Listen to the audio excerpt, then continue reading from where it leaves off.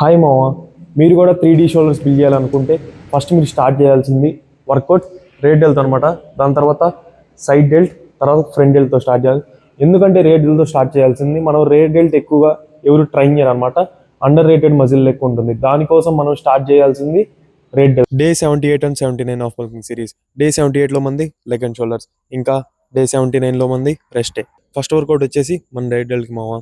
ఇక cable machine మీద rope వచ్చేసి టాప్లో పెట్టేసుకొని ఫేస్ పుల్ ఓవర్స్ చేయాలన్నమాట. ఫేస్ దగ్గరికి లాగాలి, వదిలేటప్పుడు ఏంటంటే చిన్నగా వదలాలన్నమాట.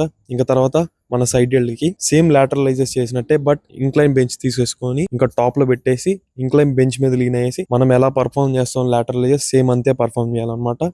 ఎందుకంటే మన లోయర్ బ్యాక్ కి మంచిగా సపోర్ట్ వస్తుంది దానివల్ల.